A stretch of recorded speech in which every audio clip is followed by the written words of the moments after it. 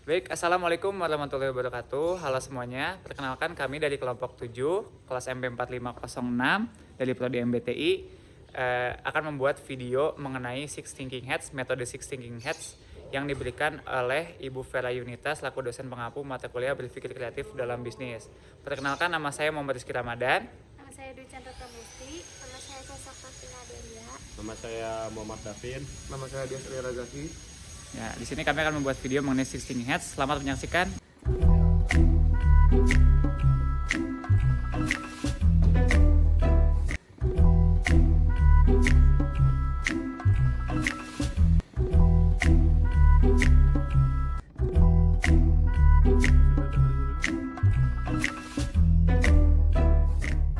Macet lagi nih. Iya, gimana sih? Ya biasalah di Indonesia ini kita kan sering banget ngalamin kayak macet gitu, apalagi kita sebagai di Telkom University gitu kan, sebagai mahasiswa-mahasiswi ngerasain banget macetnya di Bojong Soang gitu. Iya. Iya nih, gimana kalau misalnya kita kan udah capek banget nih ngalamin macet, gimana kalau misalnya kita diskusi ini pakai Six Thinking Hats biar kita bisa menghindari macet ini. Boleh. Bentar. Itu awas, angkat. Waduh, Udah macet, banyak yang nyetirnya gak bener lagi. Waduh, Ki. iya. Kita benar-benar harus pakai Six Thinking Hats nih. Jadi pertama kita pakai topi biru dulu. Dari topi biru ini kita akan ngebahas mengenai topik utamanya apa sih yang kita bakal bahas. Nah, jadi kita bakalan bahas soal kemacetan nih. Bagaimana biar kita menghindari kemacetan ini dan biar kemacetan ini nggak terulang lagi gitu. Solusi dari kita masing-masing. Nah, setelah itu kita coba pakai topi putih nih. Topi putih itu kita mengumpulkan data-data, fakta-fakta yang relevan mengenai penyebab-penyebab macet ini bisa terjadi. Kalau dari aku pribadi sih, macet ini bisa terjadi karena adanya banyak jalan-jalan rusak.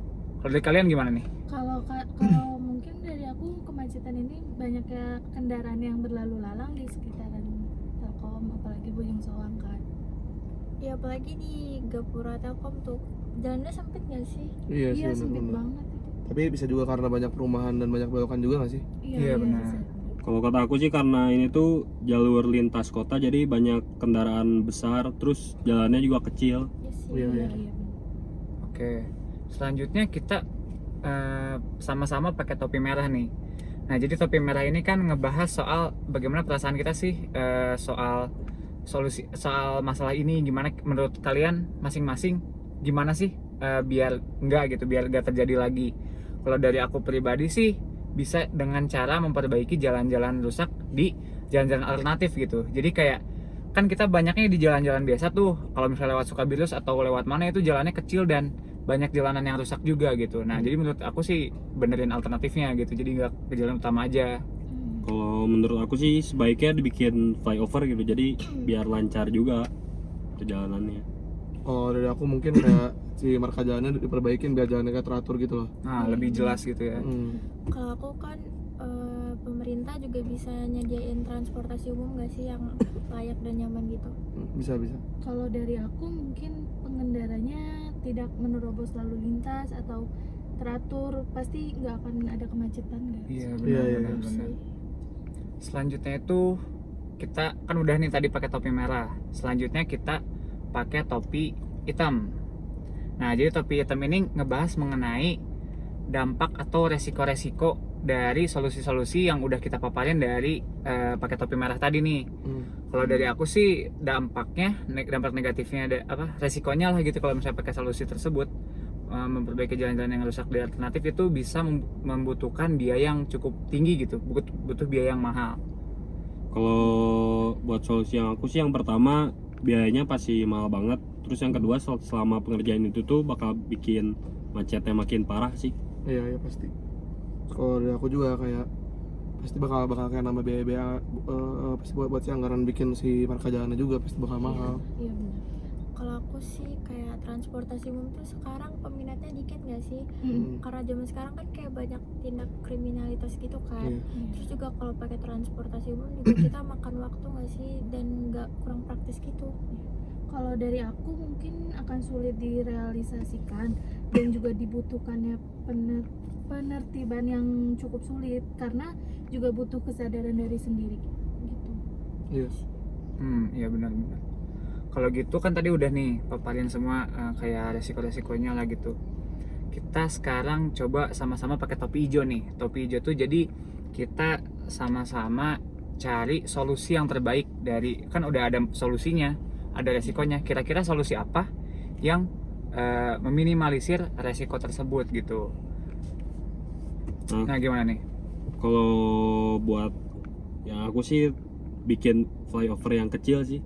Iya, bisa. Nah terus dengan kita pasang si marka jalan diperbaikin tuh, bikin jalan tuh bakal lebih teratur, terus kayak bakal lebih rapi juga jadinya.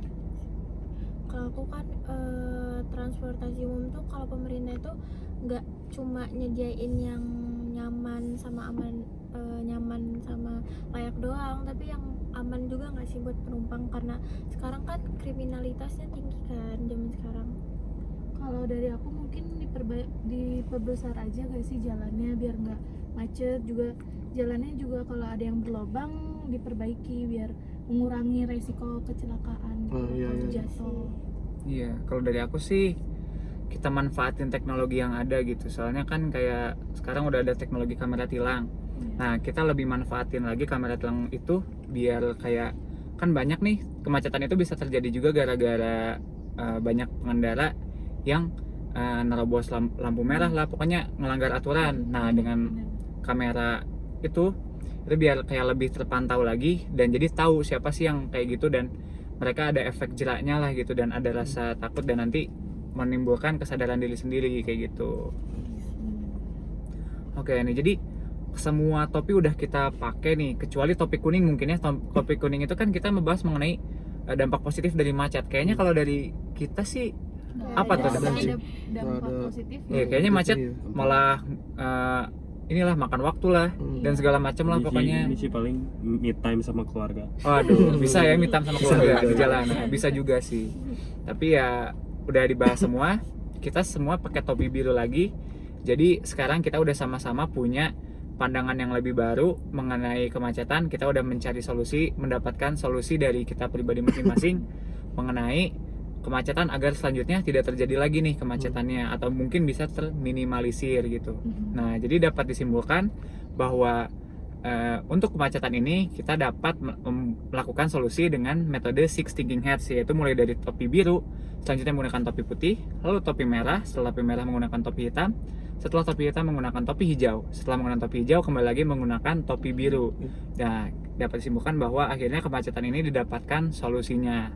Nah, mungkin cukup sekian yang dapat kami sampaikan. Kami perwakilan dari kelompok 7. Terima kasih. Wassalamualaikum warahmatullahi wabarakatuh. Ki, jalan Ki. Jalan-jalan. Yuk. Nggak mau.